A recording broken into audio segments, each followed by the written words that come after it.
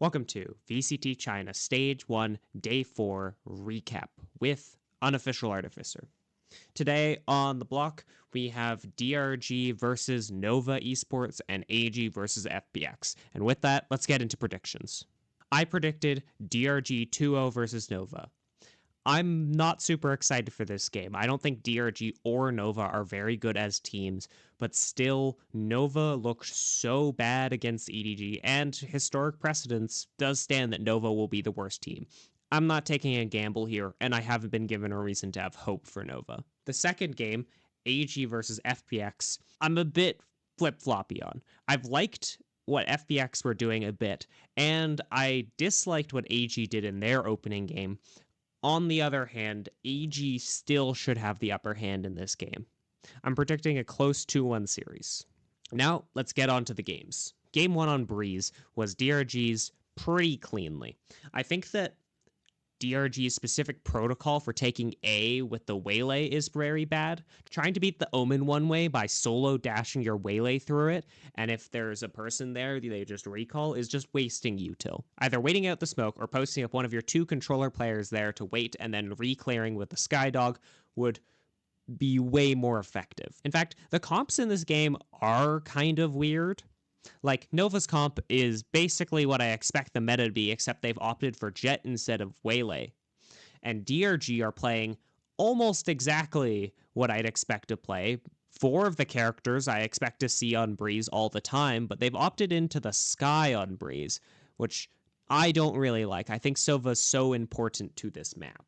And even though they won relatively handedly, I'm not going to rate any of the players on DRG super highly. They kept on overheating and over-rotating and just won by the fact that Nova sometimes are just a decapitated chicken.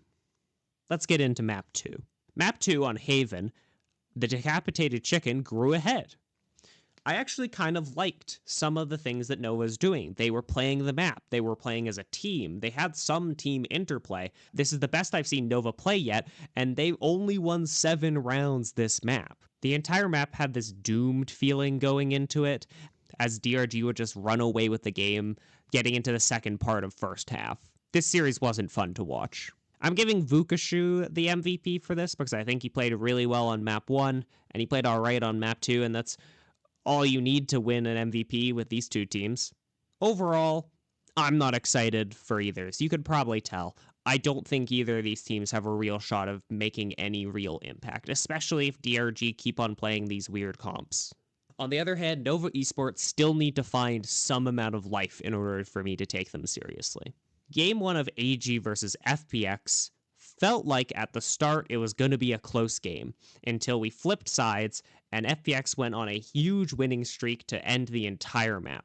One of the things I specifically noticed that became a notable trend for me to spot out in the future, and a thing that's happened previously, is the eco Bucky. Any eco round, the Neon is buying a Bucky.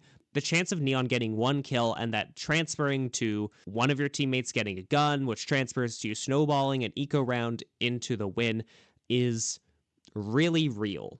And on the topic of that, Setrod had an amazing series here.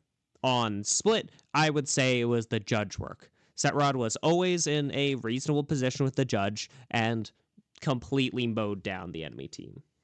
On the flip side, I actually think that the Neon play wasn't super high level in this game from either team. Both GRQ and Setrod had a number of moments where they'd overextend and be too far to trade out or follow up. It's what makes Damby so good at the Neon is the fact that he doesn't overextend. It's the fact that he doesn't leave his team in the dust that makes him so exceptional. In Game 2, we see FPX continue their winning streak, winning a huge swath of rounds at the start of the game and playing basically regularly for the rest of it to close out the game. Setrod had an insane round with the operator, and that's why I'm giving him the MVP for this series. He had a very good performance on the judge and a very good performance on the operator. Overall, I'm kind of disappointed in AG, but I don't know why I should be. Watching AG play has been like watching a team that's just starting to understand what they want to do. They're still developing into a team that might be good. FPX have a stable identity as they have legacy players who continue to perform. In the end, this was a pretty short day. 2 back-to-back 2-0s, and my predictions go 1-1 today, leading me to a 6-2 finish overall.